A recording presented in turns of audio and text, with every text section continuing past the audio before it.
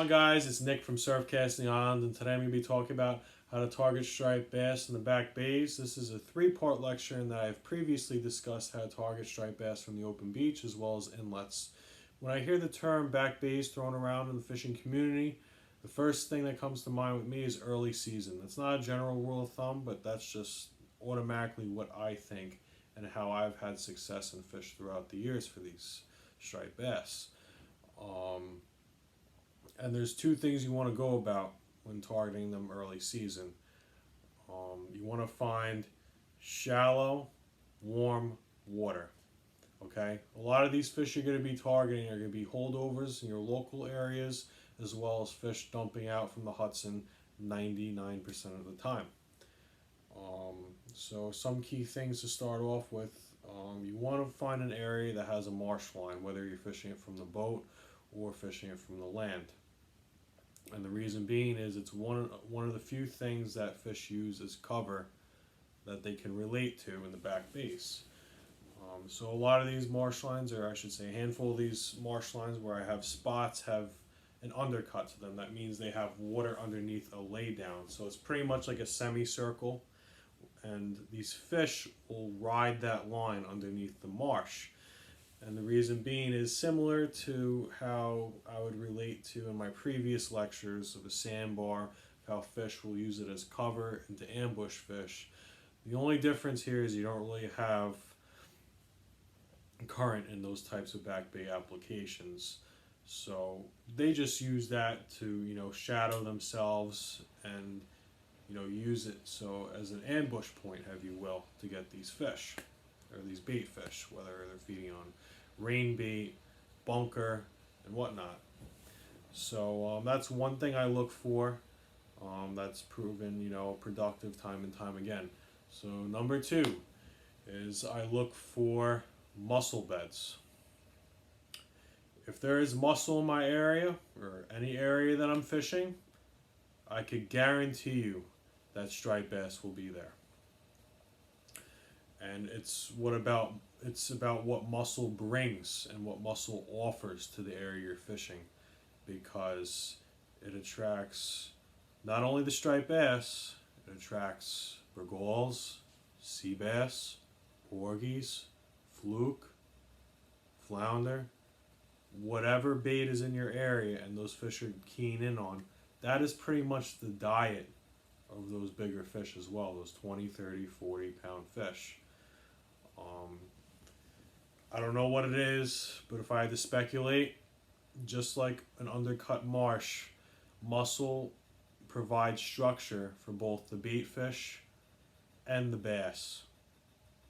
Because many of times, if you hook up with a nice fish too, I've had times where they know they're not stupid. Like if you hook up with one of these bigger fish, they're gonna run right to where that mussel bed is. And whether you're using mono or braid, what have you, if you don't have the right tackle, it's just gonna snap you off like that. So you really gotta pay attention to where you're fishing, the tackle you're using, and have a general idea of the size of the bait and the size of the fish that are around, because that'll dictate what you'll be presenting to those fish in terms of the rod and reel as well, in accordance with the bait. So that's number two. Alright, so number three on my list of what I try to look for when I'm targeting striped bass in the early season back bays is bottom composition. So if you're fishing the open beach or the inlets, that's going to mainly consist of a mild rock bottom or a sand bottom. I'm more so concerned with finding an area in the back bays that has a silt or a muddy bottom. And the reason being is these types of bottoms tend to heat up a lot faster than that of sand. Now combine that with the fact that you're going to be targeting flats as well, I'm hoping.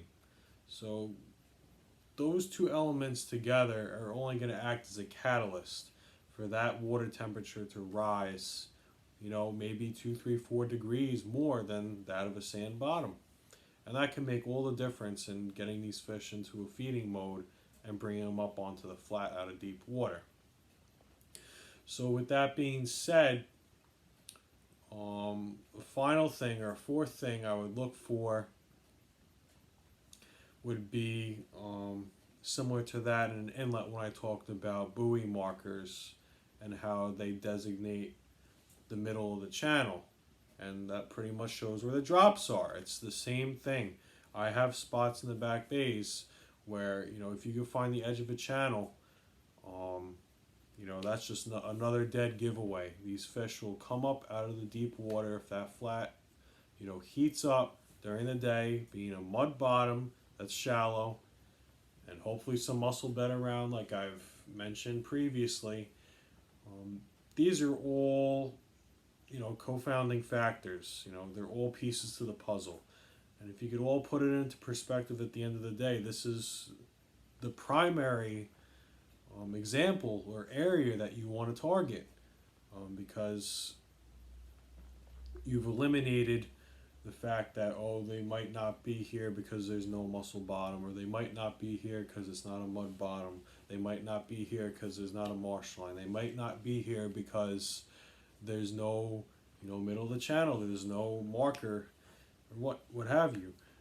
You pretty much eliminated a majority, I hope at least 3 or 4 of those areas, and now you put yourself in a much better position to find these fish, especially early season, because they're not actively feeding like you would see during the fall run, or late in the spring, where they're just blowing up and all you got to throw is a pencil popper in the middle of a school. It's not always going to be like that. But this pretty much concludes my lecture on how to target striped bass early in the back bays. If you like this video, please like, comment, hit that subscribe button, and follow me on Instagram at surfcasting_the_island. Thank you. Have a good day.